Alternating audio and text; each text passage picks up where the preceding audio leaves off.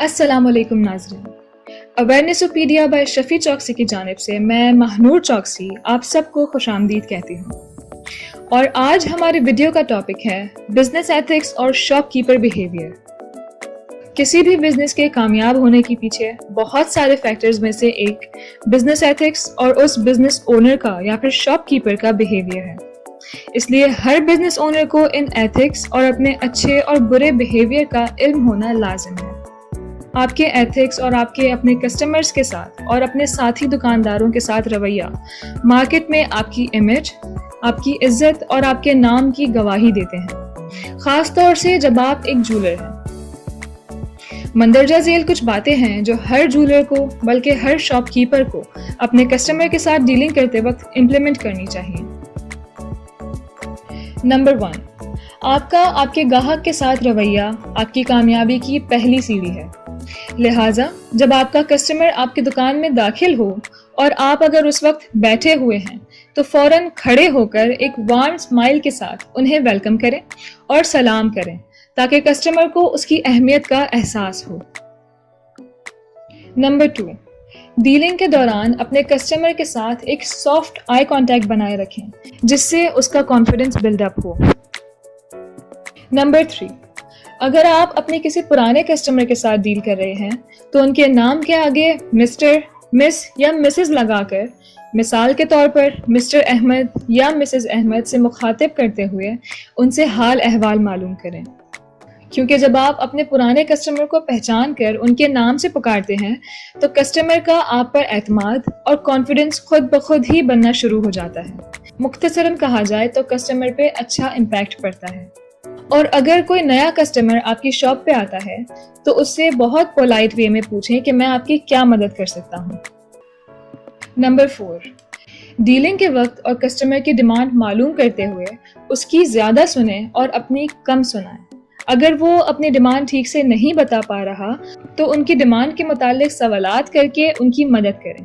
मिसाल के तौर पर अगर कस्टमर कहता है कि मुझे चेन देखनी है और बस इतना कहकर वो खामोश हो जाए तो बजाय फौरन चेन उठाकर दिखा देने के उनसे और मालूमात हासिल करने की कोशिश करें कि आपको कितने ग्राम में चाहिए और किस साइज में चाहिए, और उनकी डिमांड का मुकम्मल इल्म हो जाने पर उन्हें अपनी ज्वेलरी दिखाना और बोलना शुरू करें। नंबर 5, डिमांड मालूम हो जाने के बाद पहले स्टॉक में से कम चीजें दिखाकर अपने कस्टमर की दिलचस्पी का अंदाजा लगाने की कोशिश करें कि क्या वो वाकई खरीदने आया है या फिर सिर्फ विंडो शॉपिंग के लिए, और खुदा ना खास्ता कहीं वो कोई चोर या डाकू तो नहीं। एक बार कस्टमर की दिलचस्पी का अंदाजा हो जाए तो उसे उस मुनासबत से अपना स्टॉक दिखाना शुरू करें। नंबर 6, जब एक दफ़ा कस्टमर को आपका प्रोडक्ट समझ आ जाए तो फिर आप खामोश हो जाएं और उसे खरीदने का फैसला उन्हें खुद करने दें, क्योंकि अगर आप अपना प्रोडक्ट ज़बरदस्ती बेचने की कोशिश करेंगे और उन पे ज़्यादा प्रेशर देंगे तो मुमकिन है कि वो आपकी बातों में उलझ जाए और कुछ खरीदे बगैर ही चला जाए। लेकिन कभी ऐसा सिनेरियो हो कि कस्टमर के पास खरीदने के लिए ऑप्शन ज़्यादा हो जाएं, तो उस वक्त आप उसको अपनी बातों से फैसला करने में मदद कर सकते हैं, और अगर कोई चीज़ उसकी डिमांड के मुताबिक नहीं है तो उसे दूसरा प्रोडक्ट दिखाएं तो उन्हें पोलाइटली अपनी बातों से खरीदने के लिए कन्विंस करने की कोशिश करें।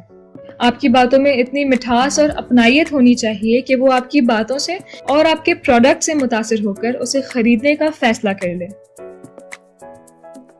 नंबर 7, पसंद के बाद जब बारी आती है कीमत की तो कोशिश की जाए कि कस्टमर को साफ सुथरा और बिल्कुल सीधा हिसाब बताया जाए। बार्गेनिंग की गुंजाइश के बगैर पहली दफा में ही फिक्स्ड प्राइस बताई जाए, क्योंकि अगर आप कम या ज्यादा बताएंगे तो दोनों ही सूरतों में वो आपसे बार्गेनिंग करवाएगा। इसलिए पहली ही दफा में फिक्स्ड प्राइस बताकर उसे अगली दफा के लिए भी इसी बात का आदी बनाया जाए। नंबर 8, और अब जब बात आती है पैकिंग की तो पैक करने से पहले कस्टमर को उसकी ज्वेलरी वजन करके चेक करवाएं और कोशिश करें कि आपका प्रोडक्ट हॉलमार्क्ड हो ताकि कस्टमर को भरोसा करने में आसानी हो और वो हर लिहाज से मुतमईन हो जाए। पैकिंग करवाते हुए और करवाने के बाद भी उन्हें ये लाजमी बताएं कि आपने उनके पैकेज में क्या क्या रखा है। नंबर 9, डील क्लोज करते वक्त उन्हें अपना बिल, अपना कार्ड اور ان کا سامان ہینڈ اوور کریں اور ان کا کانٹیکٹ نمبر بھی اپنے ڈیٹا بیس میں شامل کریں. پھر یہ کہہ کر ڈیل کلوز کریں کہ پروڈکٹ میں کوئی پرابلم یا ڈیزائن میں کوئی ایشو ہونے کی صورت میں وہ ایک مقررہ مدت کے اندر ایکسچینج کروا سکتے ہیں، اور اپنے پروڈکٹ اور سروسز سے مطمئن ہونے کی صورت میں انہیں ان کی فیملی میں بھی آپ کا ریفرنس دینے کو کہیں، کیونکہ یہ کاروبار ایسا ہے جس میں ایک ہی دفعہ کسٹمر بنائے جاتے ہیں اور کسی ایک کسٹمر کے ریفرنس سے آپ بہت سارے کسٹمرز حاصل کر سکتے ہیں. نمبر 10، ان سب بیسک ایتھکس اور آپ کی امپیکٹفل کسٹمر ڈیلنگ کے ساتھ ساتھ آپ کا پروڈکٹ اور اس کی پیورٹی آپ کے دعوے کے مطابق ہونا چاہیے کہ جب بھی اسے چیلنج کیا جائے تو وہ آپ کی زبان پہ پورا اترے، کیونکہ یہی آپ کا لوگو ہے اور یہی آپ کا برانڈ ہے جو دوسرے کسٹمرز کو آپ کی طرف متوجہ کرواتا ہے. نمبر 11، کسٹمر کا اعتماد حاصل کرنے کے ساتھ ساتھ آپ کا اپنے ساتھی دکانداروں سے بھی اچھے تعلقات بنائے رکھنا بہت ضروری ہے تاکہ دکانداری کا ایک اچھا ماحول بنا رہے، اور اپنے کسٹمر کے آگے کسی دوسرے برانڈ یا کسی دوسرے بزنس اونر کی برائی کبھی بھی نہ کریں. ایسا کرنے سے اس دکاندار کا نہیں بلکہ آپ کا نقصان ہے، کیونکہ کسٹمر ہرگز ناسمجھ نہیں ہوتا. آپ کی باتوں پہ یقین کرنے کے بجائے وہ یہ ضرور سوچے گا کہ جو کھوٹ آپ کسی اور میں بتا رہے ہیں وہ لازمی آپ کے اندر بھی موجود ہوگا. اس لیے کسٹمر کے آگے بھی اور اس کے علاوہ بھی ہمیشہ پازیٹیو رہنے کی کوشش کی جائے.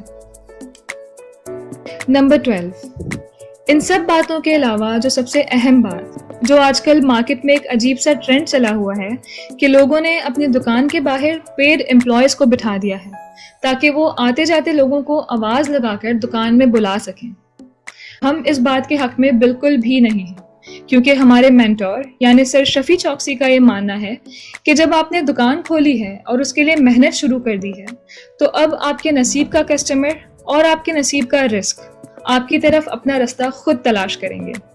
اور مزید اس طرح کے ٹیکٹکس سے کسٹمر آپ کی طرف متوجہ تو نہیں ہوتا بلکہ اور دور بھاگتا ہے. تو اس طرح کی چیپ ٹیکٹکس کو اوائڈ کرنے کی کوشش کی جائے. اور اسی کے ساتھ آج کی ویڈیو کو اختتام پذیر کرتے ہیں. امید کرتی ہوں کہ اس ویڈیو سے ہمارے ویورز کو رہنمائی حاصل ہوگی.